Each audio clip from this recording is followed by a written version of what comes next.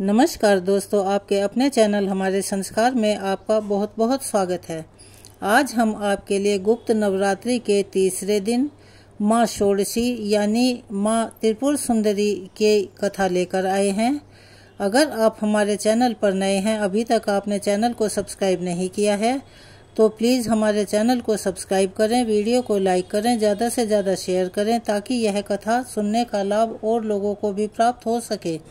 Bell icon को दबाना ना भूलें ताकि हमारी आने वाली वीडियो की जानकारी नोटिफिकेशन के जरिए आपको मिल जाया करे। चलिए एक बार मेरे साथ प्यार से बोलिए, जयकारा शेरा वालिदा बोल सांचे दरबार की जय। गुप्त नवरात्रि के तीसरे दिन माँ षोडशी अर्थात माँ त्रिपुर सुंदरी की पूजा की जाती है। अगर कोई भक्त सच्चे मन से श्रद्धा से माँ त्रिपुर सुंदरी की पूजा करता है तो उसके जीवन की सभी समस्याएं दूर हो जाती हैं और ऐसे भक्त को सुख और समृद्धि की प्राप्ति होती है। शास्त्रों में माँ त्रिपुर सुंदरी को महाविद्याओं की तीसरी विद्या कहा गया है। ऐसा माना जाता है कि माँ त्रिपुर सुंदरी तीनों लोकों में सबसे सुंदर है। माँ त्रिपुर सुंदरी को षोडशी, ललिता और राजेश्वरी भी कहते हैं। शास्त्रों में माँ त्रिपुर सुंदरी को माँ पार्वती का प्रतिनिधित्व करने वाली देवी बताया गया है। इसीलिए माँ त्रिपुर सुंदरी को तांत्रिक पार्वती भी कहा जाता है। माँ त्रिपुर सुंदरी 16 वर्ष की कन्या के रूप में दिखाई देती हैं। शास्त्रों में ऐसा वर्णित है कि माँ त्रिपुर सुंदरी अर्थात माँ षोडशी का रंग सुनहरा लाल होता है। माँ दुर्गा के समस्त रूपों में से एक रूप जगत प्रसिद्ध देवी त्रिपुर सुंदरी का है। माँ त्रिपुर सुंदरी तीनों लोकों में सबसे सुंदर और सभी कर्मों का बहुत ही जल्दी फल प्रदान करने वाली देवी होती है। माँ त्रिपुर सुंदरी 16 कलाओं से युक्त 16 वर्ष की कन्या की तरह हजारों सूर्य का तेज अपने अंदर समाहित किए हुए है। माँ की पूजा करने से मनुष्य को सभी प्रकार के ऐश्वर्य और भोग की प्राप्ति के साथ ही मृत्यु के पश्चात मोक्ष की प्राप्ति भी होती है। माँ षोडशी को यवन और आकर्षण की देवी माना जाता है। इनका पूजन करने से आकर्षण और सौंदर्य की प्राप्ति होती है। अगर किसी के दाम्पत्य जीवन में हमेशा कलह क्लेश होता हो और अगर आपका कोई प्रिय आपसे नाराज हो गया हो, समाज में मान सम्मान पद प्राप्त करने के लिए या किसी व्यक्ति को सम्मोहित करने के लिए माँ षोडशी की पूजा की जाती है। इनकी उपासना करने से भोग और मोक्ष की प्राप्ति होती है। माँ की 4 भुजाएं हैं। यह अपनी भुजाओं में पाश, अंकुश, धनुष और बाण धारण करती हैं। श्रद्धा पूर्वक माँ की पूजा करने से मनुष्य को सुख, शांति और समृद्धि के साथ मुक्ति भी मिलती है।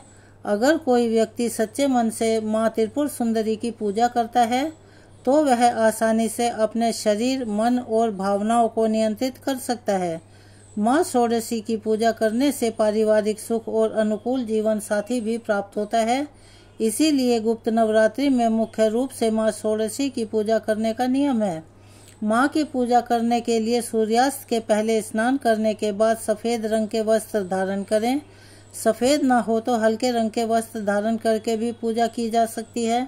अब एक लकड़ी की चौकी लें, उस पर गंगा जल छिड़कें, उसको शुद्ध कर लें। उत्तर दिशा की ओर मुंह करके बैठें। चौकी पर सफ़ेद या गुलाबी रंग का वस्त्र बिछाकर माँ की तस्वीर की स्थापना करें। अगर आपके पास माँ षोडशी की, माँ त्रिपुर सुंदरी की तस्वीर या प्रतिमा नहीं है तो आप श्री यंत्र की भी स्थापना कर सकते हैं। इसके बाद माँ को कुमकुम लगाएं, उन्हें अक्षत, पुष्प, फल, फूल अर्पित करें। माँ षोडशी को दूध से बना प्रसाद या खीर चढ़ाना शुभ माना जाता है। यह सभी सामग्री अर्पित करने के बाद सच्चे मन से विधि विधान से मंत्रों का जाप करके माँ की पूजा करनी चाहिए। ओम ऐं ह्रीं श्रीं त्रिपुर सुंदर्य नमः। इस मंत्र का 108 बार जाप करना चाहिए। हाथ में पुष्प लेकर कथा पढ़नी चाहिए। कथा पढ़ने के बाद माँ षोडशी की आरती करें। सफ़ेद रंग की मिठाई या खीर से माँ को भोग लगाएं। पूजा करने के बाद सबसे अंत में पूजा में हुई किसी भी गलती के लिए माँ से हाथ जोड़कर क्षमा मांगे, प्रार्थना करें। पूजा करने के बाद जो प्रसाद है उसे 9 साल से छोटी कन्याओं को प्रसाद के रूप में बांट दें। गुप्त रूप से ही यह प्रसाद आपको बांटना है। यदि ऐसा करना संभव ना हो, छोटी कन्या आपको नहीं मिल रही हो, किसी एक कन्या को भी आप खिला सकते हैं। परिवार में यदि कोई छोटी कन्या है तो आप उन्हें भी प्रसाद दे सकते हैं। अगर ऐसा भी संभव नहीं है तो आप इस प्रसाद को गौ माता को खिला सकते हैं। पौराणिक कथा के अनुसार जब भगवान शिव ने क्रोध के कारण कामदेव को अपना तीसरा नेत्र खोलकर भस्म कर दिया था, उस समय भगवान शिव के गणों ने उस भस्म को समेटकर उसे गीला करके एक सुंदर पुतला बनाया और भगवान शिव से कहा कि हे प्रभु, इस पुतले में प्राण प्रतिष्ठा कर दीजिए। जिसके बाद भगवान शिव ने उस पुतले में प्राण प्रतिष्ठा कर दी, लेकिन वह भस्म से उत्पन्न होने के कारण उससे जो पुरुष उत्पन्न हुआ उसमें तमोगुण की अधिकता थी, जिसके बाद वह तीनों लोकों में हाहाकार मचाने लगा। उसने देवराज इंद्र के ही समान दूसरे स्वर्ग का निर्माण किया और फिर स्वर्गलोक पर भी अपना आक्रमण कर दिया। जिसके बाद देवराज इंद्र देवऋषि नारद के पास गए। उपाय के रूप में नारद जी ने उन्हें आधा शक्ति की विधिवत रक्त और मांस से पूजा करने के लिए कहा। देवराज इंद्र ने ऐसा ही किया, जिसके बाद देवी षोडशी का जन्म हुआ और फिर त्रिपुर सुंदरी अर्थात माँ षोडशी ने उस असुर का वध करके देवताओं को स्वर्गलोक की वापस प्राप्ति कराई। गुप्त नवरात्रि के तीसरे दिन माँ भगवती के तीसरे स्वरूप माँ चंद्रघंटा की पूजा का भी विधान है। अब चलिए जानते हैं माँ चंद्रघंटा की पूजा विधि और कथा के बारे में। देवी भागवत पुराण के अनुसार माँ भगवती का यह स्वरूप परम शांतिदायक और मस्तक पर घंटे के आकार का अर्धचंद्र है। इसी कारण देवी का नाम चंद्रघंटा पड़ा। इनके शरीर का रंग स्वर्ण के समान चमकीला और देवी का वाहन सिंह है। देवी की 10 भुजाएं हैं, जिनमें यह कमल, धनुष, बाण, खड्ग, कमंडल, तलवार, त्रिशूल और गदा आदि जैसे अस्त्र और शस्त्र धारण करती हैं। माँ चंद्रघंटा के कंठ में सफेद पुष्प की माला और शीर्ष पर रत्न जड़ित मुकुट विराजमान है। माँ चंद्रघंटा हमेशा युद्ध की मुद्रा में विराजमान रहती हैं। ऐसा माना जाता है कि देवी के इस रूप की पूजा करने से भक्तों को न केवल अलौकिक शांति प्राप्त होती है, बल्कि इस लोक में और परलोक में भी परम कल्याण की प्राप्ति होती है। पौराणिक कथा के अनुसार एक बार महिषासुर नाम के एक दैत्य ने स्वर्ग लोक पर आक्रमण कर दिया और उसने देवराज इंद्र को युद्ध में हराकर स्वर्ग लोक पर भी अपना अधिकार कर लिया। युद्ध में हारने के बाद सभी देवता इस समस्या के निवारण के लिए त्रिदेवों यानी श्री ब्रह्मा, विष्णु और महेश के पास गए। वहां जाकर देवताओं ने त्रिदेव से बताया कि महिषासुर ने इंद्र, चंद्र, सूर्य, वायु और अन्य देवताओं के सभी अधिकार छीन लिए हैं और उन्हें बंदी बनाकर स्वर्गलोक पर अपना अधिकार कर लिया है। महिषासुर के अत्याचार के कारण देवताओं को अब धरती पर निवास करना पड़ रहा है। देवताओं की यह बात सुनकर त्रिदेवों को अत्यधिक क्रोध आ गया और उनके मुख से एक ऊर्जा उत्पन्न हुई। इसके बाद यह ऊर्जा 10 दिशाओं में जाकर व्याप्त हो गई। उसी समय वहां पर देवी चंद्रघंटा ने अवतार लिया। भगवान शिव ने उन देवी को अपना त्रिशूल, भगवान श्री विष्णु ने चक्र दिया। इसी तरह अन्य देवताओं ने भी माँ चंद्रघंटा को अस्त्र शस्त्र प्रदान किए। इंद्र ने माँ को अपना वज्र और घंटा प्रदान किया। सूर्यदेव ने माँ को अपना दिव्य तेज और तलवार दिए। इसके बाद देवी चंद्रघंटा को सवारी के लिए शेर भी दिया गया। अब माँ चंद्रघंटा अस्त्र और शस्त्रों से सुसज्जित होकर महिषासुर से युद्ध करने के लिए निकल पड़ी। माँ चंद्रघंटा का रूप इतना विशालकाय था कि उनके इस स्वरूप को देखकर महिषासुर अत्यंत डर गया। महिषासुर ने अपने असुरों को माँ चंद्रघंटा पर आक्रमण करने के लिए कहा, लेकिन सभी असुर देवी से युद्ध करने के लिए मैदान में उतर गए। माँ चंद्रघंटा के मस्तक पर विराजमान घंटे की टंकार से जाने कितने ही असुर मूर्छित हो गए, कितने ही भयभीत होकर भाग गए और ना जाने कितने ही असुर सुनने की शक्ति खो बैठे। तब माँ चंद्रघंटा ने देखते ही देखते उन सभी असुरों का संहार कर दिया। महिषासुर अपनी पूरी ताकत के साथ देवी के साथ युद्ध करता रहा और अंत में देवी ने महिषासुर का भी वध कर दिया। यह देखकर देवतागण अत्यंत प्रसन्न हो उठे और उन्होंने आकाश से देवी पर पुष्प वर्षा की। आकाश में दुंदुभियां बज उठी और इस प्रकार चारों ओर शांति ही शांति छा गई। इस तरह देवी चंद्रघंटा ने देवताओं की रक्षा कर उन्हें स्वर्गलोक की प्राप्ति कराई। तो चलिए एक बार मेरे साथ प्यार से बोलिए, चंद्रघंटा माता की जय। बोल साचे दरबार की जय। तो चलिए अब सुनते हैं महिषासुर मर्दनी स्तोत्र का हिंदी अनुवाद। हे हिमालय राज की पुत्री, हे गिरिजा देवी, विश्व को आनंदित करने वाली देवी, नंदी गणों द्वारा पूजित गिर श्रेष्ठ विंध्याचल के शिखर पर निवास करने वाली देवी, अपनी लीला से भगवान श्री विष्णु को प्रसन्न करने वाली, इंद्रदेव के द्वारा नमस्कृत्य भगवान नीलकंठ की पत्नी, विश्व में विशाल कुटुंब वाली और विश्व को संपन्नता देने वाली, हे महिषासुर का मर्दन करने वाली भगवती, अपने बालों की लता से आकर्षित करने वाली पर्वत की पुत्री, आपकी जय हो जय हो जय हो। देवों को वरदान देने वाली, दुर्धरा को मारने वाली और स्वयं में ही हर्षित रहने वाली, तीनों लोकों का पोषण करने वाली, शंकर जी को संतुष्ट करने वाली, पापों को हरने वाली और घोर गर्जना करने वाली, दानवों पर क्रोध करने वाली, अहंकारियों के घमंड को सुखा देने वाली, समुद्र की पुत्री, हे महिषासुर का मर्दन करने वाली, अपने बालों की लता से आकर्षित करने वाली पर्वत की पुत्री, आपकी जय हो जय हो जय हो।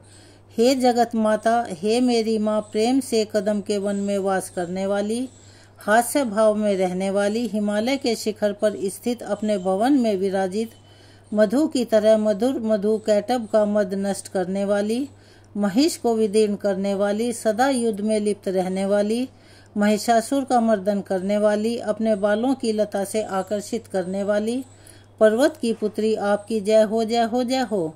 शत्रुओं के हाथियों की सूंड काटने वाली, उनके 100 टुकड़े करने वाली, जिनका सिंह शत्रुओं के हाथियों के सर अलग अलग टुकड़े कर देता है, अपनी भुजाओं के अस्त्रों से चंड और मुंड के शीश काटने वाली, हे महिषासुर का मर्दन करने वाली और अपने बालों की लताओं से आकर्षित करने वाली पर्वत की पुत्री, आपकी जय हो जय हो जय हो।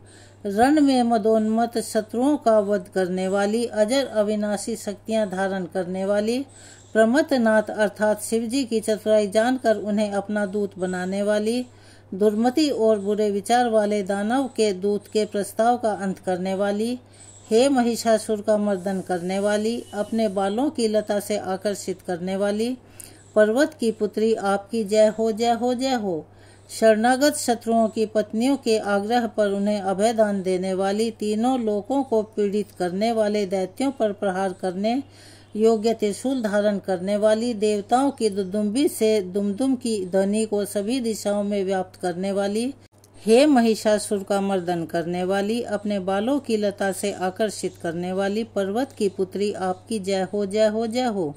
मात्र अपने हुंकार से धूम्र लोचन राक्षस को धूम्र अर्थात धुएं के समान भस्म करने वाली, युद्ध में कुपित रक्त बीज के रक्त से उत्पन्न अन्य रक्त बीजों का रक्त पीने वाली, शुंभ और निशुंभ दैत्यों की बलि से शिवजी और भूत प्रेतों को तृप्त करने वाली, हे महिषासुर का मर्दन करने वाली, अपने बालों की लता से आकर्षित करने वाली पर्वत की पुत्री, आपकी जय हो जय हो जय हो।